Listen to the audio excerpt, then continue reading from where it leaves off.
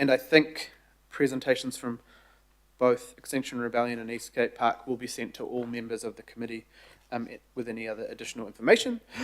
And now we go to our local board input requests. We have approved both Aotea and Waiheke.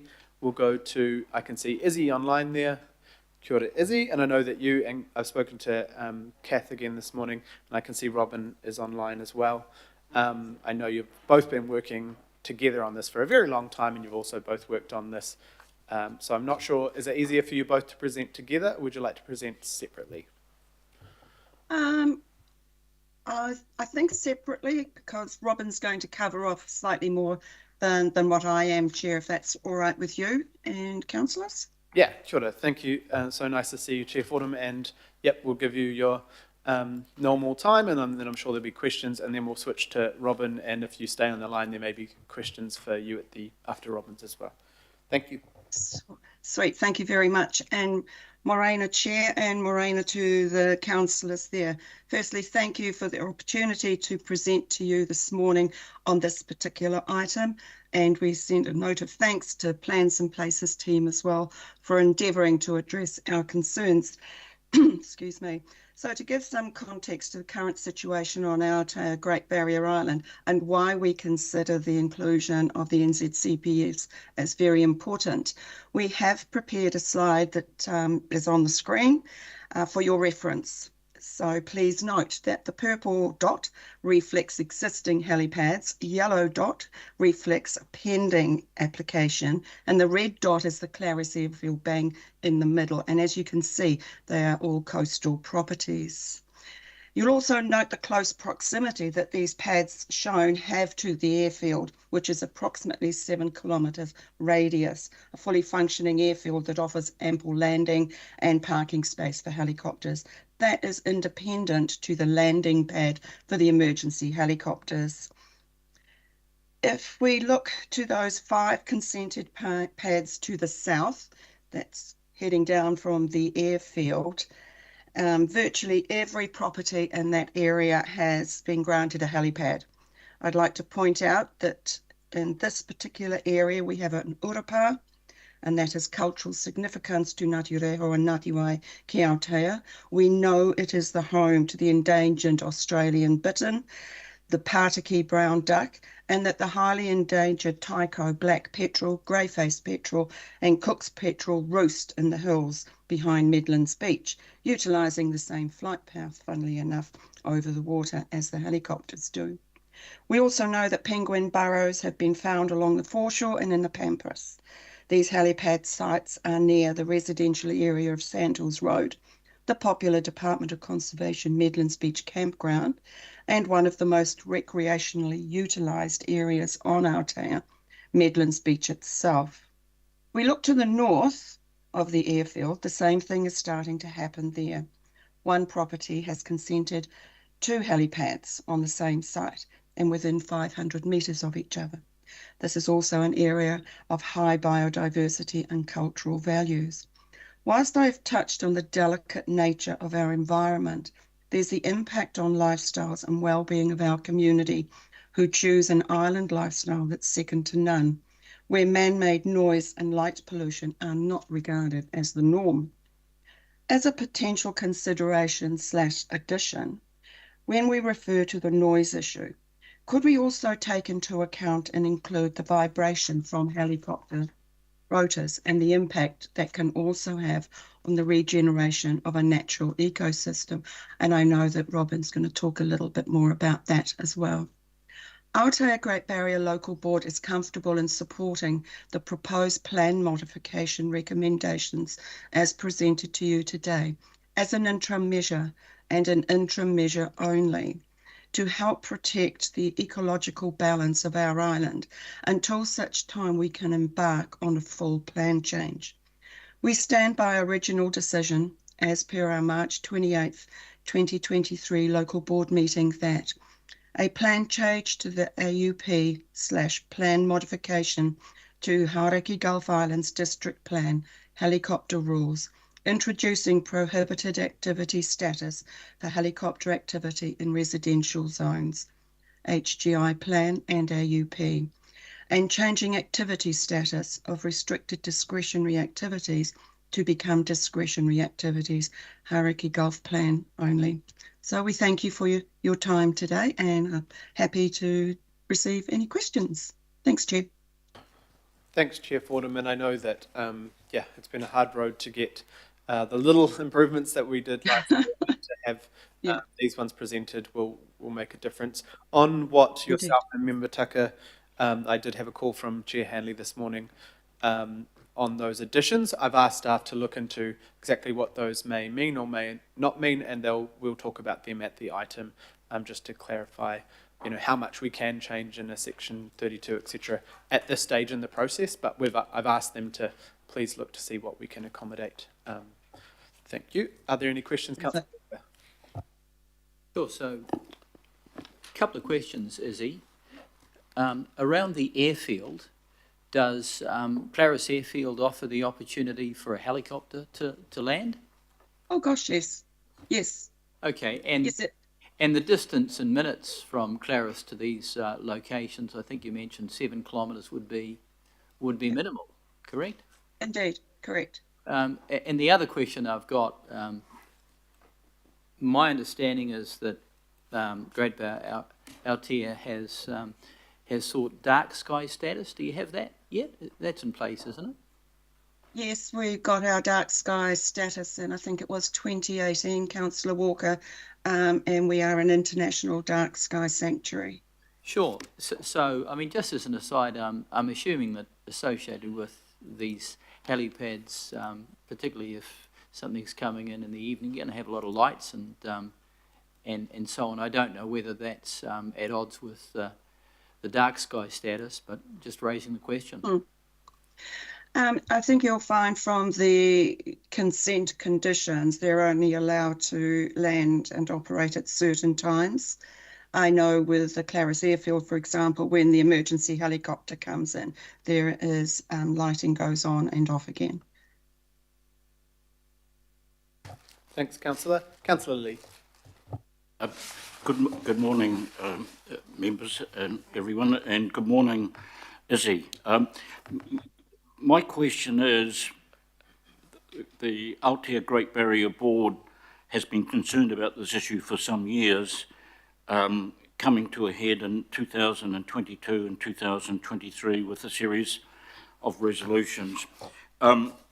When this first became an issue of public awareness in 2022, I understand there were 5 helipads on Aotea, and I understand there are 11 in that subsequent time. There are now 11 plus 2 pending. Is that correct? Yes, we do have 11 on the island. 2 of them aren't registered on this particular slide, Councillor Lee. One is in the north, up Okiwi, and the other one is in the south, down Trifina area. And we have 1 pending. That's the orange dot. One pending. Okay. 1 pending, to my knowledge. Oh, yeah. there's 2 on Waiheke. Sorry, you're quite right. Can just to clarify, much of Aotea is rural and conservation land, and so there are rights to land helipads for rural use. This is to land helicopters for rural use, which is everyone would agree is sensible. But we are talking about here helipads in or close to where people live, settlement areas. Is that correct? Correct. They are recreational helipads, and the Department of Conservation, also to my knowledge, doesn't currently have any concessions out with any helicopter companies. Thank you. Thank you, Councillor. I'm assuming you'd like to move both of these items when we get there? Happy to. Happy to, Mr. Chair. Thank you. Right, there's no more questions, right, for Chair Fordham. We'll move to... we'll move Izzy separately. All those in favour? Aye. Any opposed? No. Right, we'll go to Member Tucker. Please stay on the line. Izzy, there may be questions for you as well. Kia ora, Sure. Member Tucker, and thank you so much for stepping in for Chair Hanley. I know she's allowed me to say she's had quite a significant injury and has been conversating with me from hospital and things over the time, but we all wish her well, and I know she's feeling positive about her recovery, but it hasn't been very nice, so thank you for stepping in for her, and I know that you'll all be taking up some responsibilities until she's better, so thank you. Kia ora. Kia ora. Thank you, Richard. Tēnā koutou katoa, tēnā koe, Mr. Chair. Ko Robin Tucker, Takawingoa, elected member of the Waiheke Local Board, for those who I have not met yet. Thank you very much for the opportunity to speak on behalf of the Waiheke Local Board in the matter of the proposed HG IDP change to helipads. I would just like to acknowledge Izzy's excellent presentation of the detailed impacts on the environment at Aotea. I don't have a slide, but I think you're all aware that Waiheke currently has an excess of 60 consented helipads, and most of them are in the coastal environment. Firstly, also I'd like to just say that the local board are very grateful for the work the Plans and Places team has done to incorporate our local board feedback since the last Planning and Policy Committee met formally. We're greatly appreciative of that.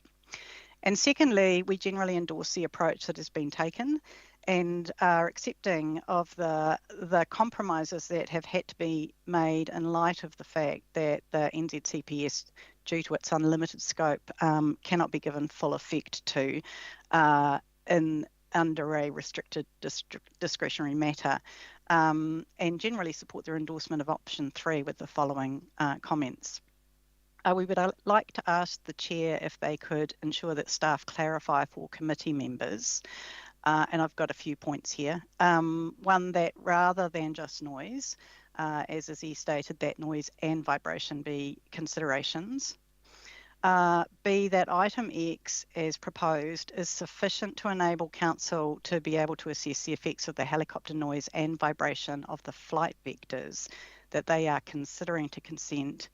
And additionally, that no flight vectors should be permitted over areas that have been set aside for full or partial protection under other legislation, such as the Timituku Marine Reserve established under the Marine Reserve Act. And that's about enacting the further consideration of Policy 11A.6 of the NZCPS, which requires avoiding adverse effects on activities on those areas set aside. And then lastly, that as part of the implementation of the plan change, that the practice guidelines are updated accordingly to enable planners to robustly assess these matters, and suggest that a proper assessment of the noise and vibration effects along the whole flight, landing and departing flight vectors is required. That applicants must provide actual maximum noise levels, the LAF max, rather than average noise members along those vectors, because as you know, we don't experience noise as an average, we experience it as an absolute.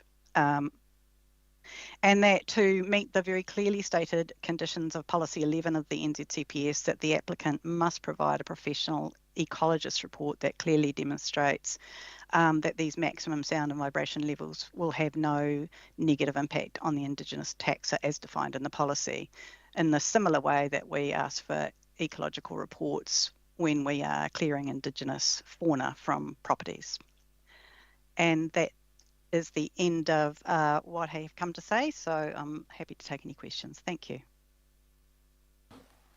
Kia ora. Thank you so much, Member Tucker. Very clear, and thank you for your support and acknowledgement of the work done by the team. And I know it's, once again, getting there, not always what everyone wants, but really appreciate all the feedback and work from the local boards with the team on this. So I'll go to questions. I don't have any. Oh, Councillor Filipaina. Kia ora. Tēnā koe he mana and mōrena koutou. Mōrena Member Tucker, I just wanted to ask, with the recommendations on today's paper whether the board supports the recommendations as per the agenda. Kia ora. Thank you, Councillor. We have generally provided our supportive endorsement and endorsement of the Plans and Places team endorsement of option 3, with the addition of the suggestion of the clarifications that we've asked the committee to look at, which is that noise and vibration be considered, and that the specific requirement in the NZCPS, which says that the adverse effects of activities on areas set aside for protection, such as marine reserves, must that no flight vectors are approved over those types of areas.